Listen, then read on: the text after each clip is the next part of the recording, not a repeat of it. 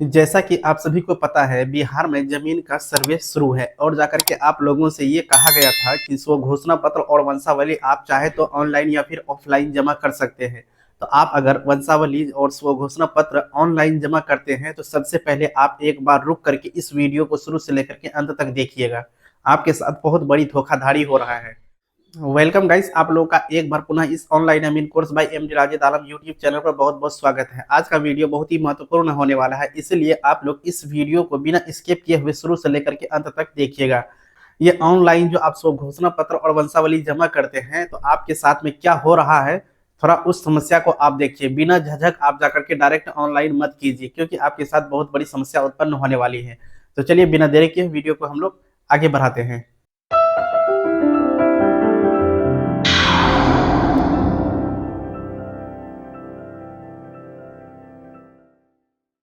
सबसे पहले हम बात करेंगे कि स्व घोषणा पत्र और वंशावली जमा करने का डेट जो रखा गया था 31 मार्च 2025, लेकिन उसके बाद जो डेट में विस्तार किया गया है उसको अभी तक क्लियर नहीं किया गया है कि कब तक उसका लास्ट डेट है। और जाकर के इस दौरान यानी कि अभी जो डेट फिक्स नहीं हुआ है, इसके बीच में हम लोग ऑफलाइन या फिर ऑनलाइन अपना स्व घोषणा पत्र या फिर वंशावली को जो जमा करते हैं, बहुत अच्छी बात है। हम लोगों को जमा करनी चाहिए, क्योंकि बिहार में जो सर्वे चल रहा है ये सर्वे का कोई लिमिट नहीं है। हो भी सकता है या नहीं भी हो सकता है। अगर हो जाए, हमारे द्वारा जो दिए गए दस्तावेज है उनके आधार पे मेरा जो है सारा डॉक्यूमेंट तैयार होगा। लेकिन अगर नहीं हुआ तो इसमें भी कोई नुकसानी की बात नहीं है। तो अब देखिए, इसमें बात यह है, अगर स्व घोषणा पत्र और वंशावली हम ऑनलाइन अपलोड कर देते हैं तो वहाँ पे समस्या जानते हैं क्या है कि एक तो आपका 3 MB से साइज ज़्यादा नहीं लेगा, एक समस्या वो है। तो आप पहले उसका साइज कम कर दीजिए, तब जा करके फिर उसको डालिए, तो आपका वो अपलोड हो जाएगा। जैसे ही आपका अपलोड होता है तो आपको थैंक यू वाला एक रिसीप मिलता है। उस रिसीप को आप अपने पास रख लेते हैं। उस रिसीप में जो एप्लीकेशन नंबर आता है, उस एप्लीकेशन नंबर के द्वारा जब आप चेक करते हैं कि आपका स्व घोषणा पत्र और वंशावली अपलोड हुआ है या नहीं हुआ है, तो ऐसी परिस्थिति में जब आप उसको लेकर के चेक करते हैं तो आपका शो नहीं होता है। जानते हैं ऐसा क्यों है?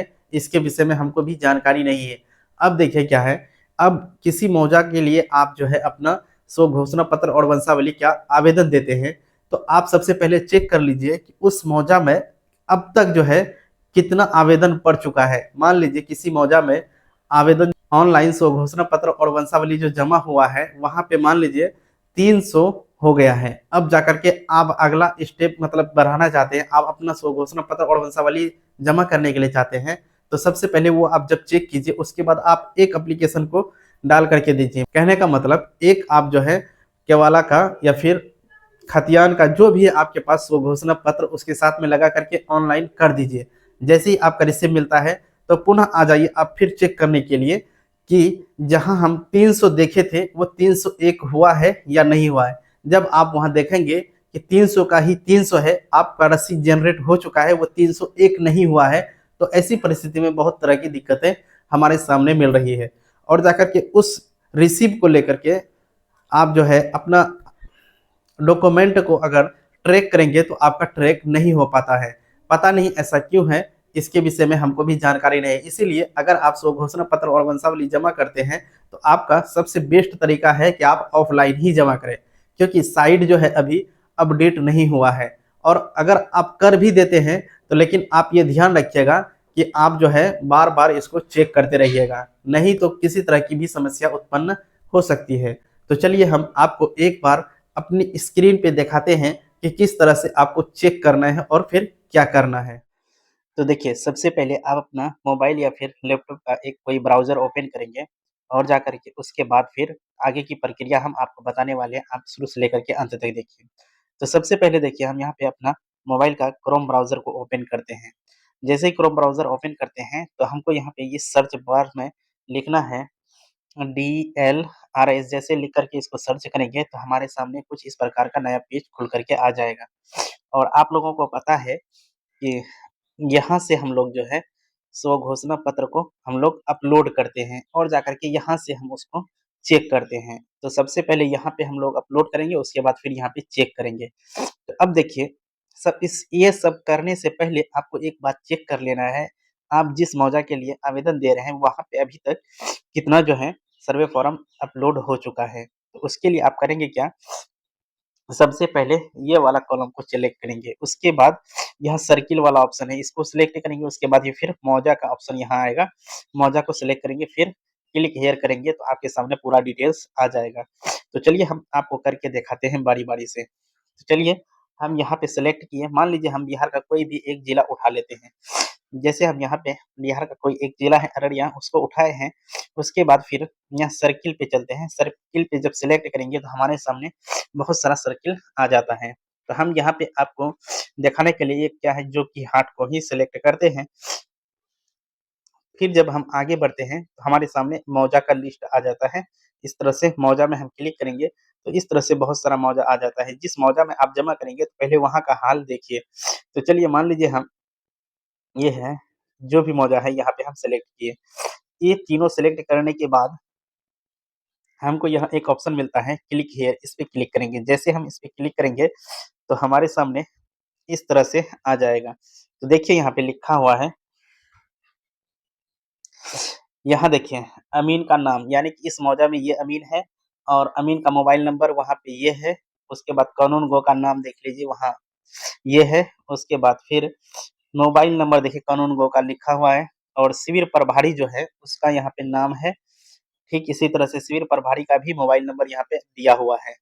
और जाकर के उद्घोषणा देखिए, उद्घोषणा कर दी गई। जी हाँ, घोषणा कर दी गई है और स्व घोषणा और वंशावली देखिए, अब तक इस मौजा के अंदर में 614 हो चुका है, यानी कि 614 व्यक्ति है जो अभी तक ऑनलाइन आवेदन कर चुके हैं स्व घोषणा और वंशावली जमा करने के लिए। जी हाँ, अब आपको जो करना है, यहाँ पे आना चाहिए।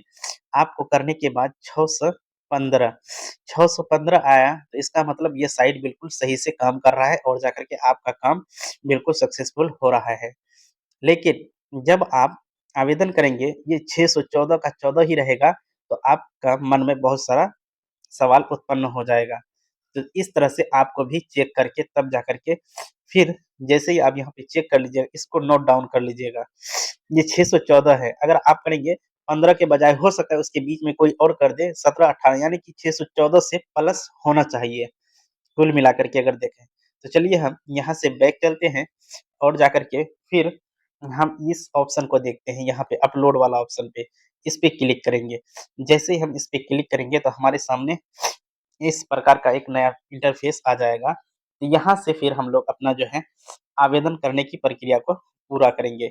जैसे ही आप ये सब काम करेंगे, लेकिन आपको एक बार चेक कर लेना है।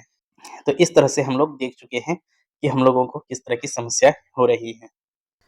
देखिए, बिहार सरकार को इस संबंध में जानकारी लोगों को प्रोवाइड कराना चाहिए कि स्वघोषणा और वंशावली जमा करने का डेट कब तक फाइनल किया गया है।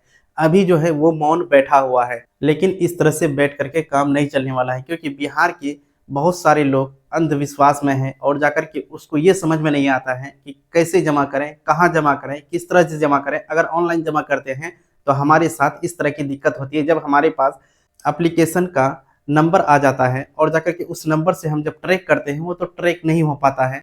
यहाँ पे भी किसान लोग या फिर रैयत लोग काफ़ी दुविधा में पड़ जाते हैं। तो इसीलिए बिहार सरकार को ये क्लियर कर देना चाहिए कि आपका स्व घोषणा पत्र और वंशावली कब से कब तक जमा होगा। हम उम्मीद करते हैं कि आप लोगों को ये वीडियो बहुत ही महत्वपूर्ण लगी होगी। तो चलिए आज का वीडियो हम यहीं पर समाप्त करते हैं, मिलते हैं अगला वीडियो में, तब तक के लिए जय हिंद।